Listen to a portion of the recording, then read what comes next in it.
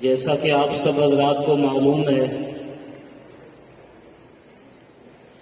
کہ ہمارا یہ سالانہ روحانی تربیتی اصلاحی نقش بندی اجتماع و حمد و نعت کانفرنس ہے جو رات دیر گئے تک جاری رہے گی، اور ہماری یہ کوشش ہوتی ہے کہ ہمارے پروگرام میں اولیاء اللہ تشریف لائیں، واس و نصائح کی مجالس ہوں، دین کی بات ہو، اللہ اور اس کے رسول کی بات ہو۔ یہاں علاقہ بھر کے لوگوں کو ہمارے مشائخ اولیاء اللہ کی ذات سے جوڑیں، یہاں پر رشد و ہدایت کا پیغام پھیلے اور اس کی اہمیت اور ضرورت کتنی زیادہ ہے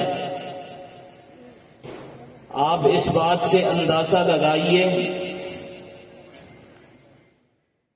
کہ آج دنیا کے اندر جتنا ہی گنہگار شخص کیوں نہ ہو، شرابی شخص ہی کیوں نہ ہو،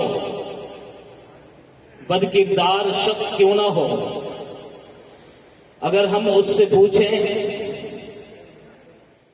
کہ تو اللہ کا ولی بننا چاہتا ہے تو وہ بھی یہی کہے گا کہ ہاں میں اللہ کا ولی اور دوست بننا چاہتا ہوں۔ جو اللہ سے قریب تر بس رہا ہے اس کی خواہش بھی یہی ہے، جو اللہ سے دور بسنے والا ہے اس کی خواہش بھی یہی ہے کہ میں اللہ کا دوست بن جاؤں۔ لیکن اللہ کا دوست انسان کیسے بن سکتا ہے؟ اللہ تبارک و تعالی نے خود ہی اس کے بارے میں فرما دیا، یا ایھا الذین آمنوا اتقوا اللہ وکونوا مع الصادقین، اے ایمان والو اللہ سے ڈرو اور سچوں کے ساتھ ہو جاؤ۔ اللہ سے ڈرو اور سچوں کے ساتھ ہو جاؤ۔ ہمارے حضرت جی دامت برکاتہم العالیہ فرماتے ہیں کہ انسان اپنے آپ کو مٹی سمجھے اور مٹی سمجھ کر کسی اللہ کے ولی کے ہاتھ پہ اپنا ہاتھ رکھ دے، اپنے آپ کو اس کے حوالے کر دے، پھر وہ جیسے ڈھالتا جائے انسان ڈھلتا چلا جائے۔ جس سانچے میں، جس شکل میں وہ ڈھالتا چلا جائے تو انسان وہ شکل اختیار کرتا چلا جائے۔ پھر کیا ہوگا؟ پھر یہ ہوگا کہ آج آپ نے دیکھا ہوگا کہ جس پودے کا مالی نہیں ہوتا، دیکھ بھال کرنے والا نہیں ہوتا، وہ کسی ڈھب پہ نہیں ہوتا، بدصورت ہوتا ہے، دیکھنے کے قابل اور لائق نہیں ہوتا، جس کی اصلاح کرنے والا کوئی ہوتا ہے، جس کا مالی ہوتا ہے، جس کی تراش خراش کرنے والا ہوتا ہے، وہ دیکھنے میں بھی بہت اچھا اور خوبصورت نظر آتا ہے، اس کے دیکھنے کا مزہ ہی الگ ہوتا ہے۔ تو یہ جو اولیاء اللہ ہیں یہ ہماری تراش خراش کرنے والے ہیں، ہماری دیکھ بھال کرنے والے ہیں۔ اگر ہم ان کے ساتھ جڑ جائیں گے تو خدا کی قسم اٹھا کر کہتا ہوں تو پھر ہم حقیقی معنوں میں انسان بن جائیں گے۔ یا ایھا الذین آمنوا اتقوا اللہ وکونوا مع الصادقین، اے ایمان والو اللہ سے ڈرو، سچوں کے ساتھ ہو جاؤ۔ آپ نے دیکھا ہوگا کہ جس وقت لوہے کا ذرہ مقناطیس کے قریب آتا ہے تو اس میں بھی مقناطیسیت پیدا ہوتی ہے۔ تو انسان جس وقت اللہ والوں کے قریب آتا ہے تو اس کے دلوں کی ظلمتیں مٹ جاتی ہیں، اس کے دل کے اندر بھی اللہ کا نور بس جاتا ہے۔ جیسے چراغ سے چراغ جلتا ہے، بتی سے بتی روشن ہوتی ہے، اسی طرح اولیاء اللہ کے دامن سے وابستہ ہونے کے بعد ہمارے دلوں کی بتی بھی جل جاتی ہے، ہمارے دلوں کا چراغ روشن ہو جاتا ہے۔ آج ہماری ترجیحات بدل گئی ہے، ہمارے طور طریقے بدل گئے ہیں، ہماری عادات بدل چکی ہیں۔ اس وجہ سے مشائخ کی صحبت سے ہم کتراتے ہیں، اس کی اہمیت کا ہمیں اندازہ نہیں ہے۔